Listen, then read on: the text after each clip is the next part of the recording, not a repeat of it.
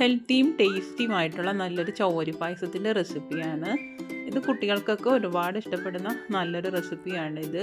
ചവ്വരിയിലാണെങ്കിൽ ഒരുപാട് ഗുണങ്ങൾ അടങ്ങിയിട്ടുണ്ട്. ഇത് നമ്മുടെ വ്രതാനുഷ്ഠാന സമയങ്ങളിലൊക്കെ ഇത് നമ്മുടെ ഈ ഒരു പായസം കഴിക്കുകയാണെങ്കിൽ വിഷമില്ലായ്മ അകറ്റുന്നു. പിന്നെ ദഹനത്തിന് നല്ലതാണിത്. പിന്നെ നമ്മുടെ ശരീരം തണുപ്പിക്കുന്നതിന് നല്ലതാണിത്. ഞാൻ അങ്ങനെ കുറച്ച് ചവ്വരി എടുത്തൊന്ന് വേവാനായിട്ട് വെച്ചിട്ടുണ്ട്. ഇനി നമുക്ക് ഈ ഒരു പായസത്തിന് വേണ്ടത് ഒരു ഏത്തപ്പഴമാണ് വേണ്ടത്. നല്ലൊരു പഴുത്ത ഏത്തപ്പഴം തന്നെ വേണം. അത് ഈ ഒരു രീതിയിൽ നമുക്കൊന്ന് കട്ട് ചെയ്തെടുക്കണം. എന്നിട്ട് നമുക്കൊരു പാനിലേക്ക് 1 സ്പൂൺ നെയ്യ് ഒഴിച്ച് നമുക്ക് കാഷ്യൂസും നട്ട്സ് നമ്മുടെ കയ്യിലുള്ള ഏത് നട്ട്സും നമുക്ക് ചേർത്ത് കൊടുക്കാം. കിസ്മിസ് ഉണ്ടെങ്കിൽ നമുക്ക് അതും ചേർത്ത് കൊടുക്കാം. അതും കാഷ്യൂസും പിന്നെ ഡേറ്റ്സും ആണ് ചേർത്ത് കൊടുക്കുന്നത്. ഇത് രണ്ടും നന്നായിട്ടൊന്ന് ആ നെയ്യിലൊന്ന് ഒന്ന് ചൂടാക്കി എടുത്തിട്ട് അതേ പാനിൽ തന്നെ നമ്മൾ അരിഞ്ഞു വെച്ച പഴം നമുക്കൊന്ന് വഴറ്റിയെടുക്കണം. ഈ ചവ്വരിയിലാണെങ്കിൽ അന്നജത്തിൻ്റെ അളവൊക്കെ നല്ല രീതിയിലുണ്ട്. പിന്നെ പ്രോട്ടീന്, നാരുകൾ, ധാതുക്കൾ എന്നിവ തോനെ അടങ്ങിയിട്ടുണ്ട്.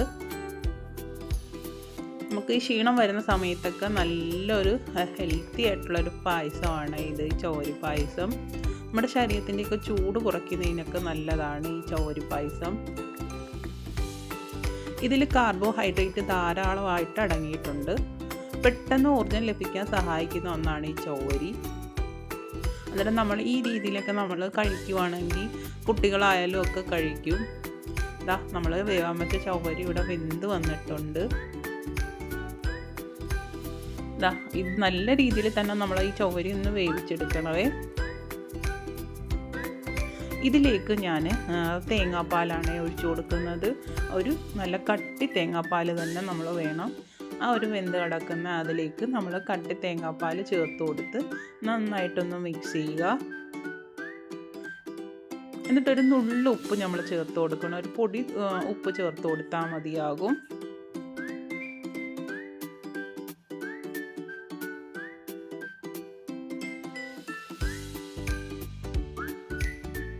ഇനി ഇതിലേക്ക് നമുക്ക് പഞ്ചസാരയും ഏലക്കായും കൂടെ പൊടിച്ചു വെച്ചേക്കുന്നതാണ്. അത് നമുക്കിതിലേക്ക് ചേർത്ത് കൊടുക്കാം. എന്നിട്ട് നന്നായിട്ടൊന്ന് മിക്സ് ചെയ്ത് കൊടുക്കാം. കട്ടയില്ലാത്ത രീതിയിൽ നല്ല രീതിയിൽ തന്നെ നമ്മളിത് ഇളക്കി കൊടുക്കണം. ചവ്വരി കൈവിടാത്ത രീതിയിൽ നല്ലപോലെ തന്നെ നമ്മളിത് ഇളക്കി കൊടുക്കണം. അല്ലെങ്കിൽ പെട്ടെന്ന് കയറി ഇതിൻ്റെ അടിയിൽ പിടിക്കും.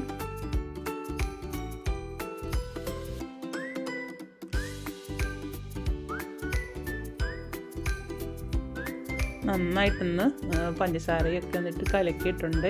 മധുരത്തിൻ്റെ ആവശ്യത്തിന് പഞ്ചസാര ചേർത്ത് കൊടുക്കുക.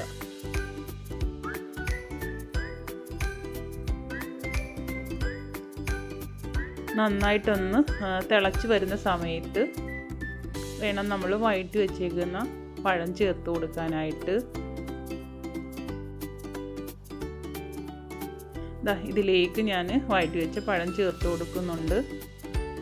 ഫ്ലെയിം നമ്മൾ നന്നായിട്ട് കുറച്ച് വെച്ച് കൊടുക്കണം. നല്ല തിളച്ച് കഴിയുമ്പോൾ, ഇല്ലെങ്കിൽ അത് പൊങ്ങി പോകും. ഞാൻ ചേർത്ത് കൊടുത്തിട്ടുണ്ട്. എന്നിട്ട് നന്നായിട്ട് ഇത് മിക്സ് ചെയ്യുക. എല്ലാവരും ഒന്ന് ട്രൈ ചെയ്ത് നോക്കുക. ഇതിൽ കാർബോഹൈഡ്രേറ്റ് ധാരാളമായിട്ട് അടങ്ങിയിരിക്കുന്നത് കൊണ്ട് നമുക്ക് പെട്ടെന്ന് ഊർജ്ജം ലഭിക്കാൻ സഹായിക്കുന്ന ഒന്നാണ് ഇത്.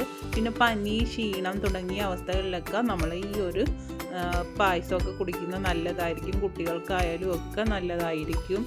പിന്നെ ഇത് വിശപ്പില്ലായ്മ അകറ്റാനും ഒക്കെ നല്ലൊരു ഇതാണ് ചവ്വരി. ഇനി നമുക്ക് ഞാൻ ഫ്ലെയിമൊക്കെ ഓഫാക്കിയിട്ടുണ്ട്. ഈ സമയത്ത് വേണം നമ്മൾ നട്ട്സും ഒക്കെ ചേർത്ത് കൊടുക്കാനായിട്ട്. നട്ട്സ് എല്ലാം ഞാൻ ചേർത്ത് കൊടുക്കുന്നുണ്ട്. എല്ലാവരും ഒന്ന് ട്രൈ ചെയ്ത് നോക്കുക. എല്ലാവർക്കും ഇഷ്ടപ്പെടുന്ന നല്ലൊരു പായസത്തിൻ്റെ റെസിപ്പിയാണ്.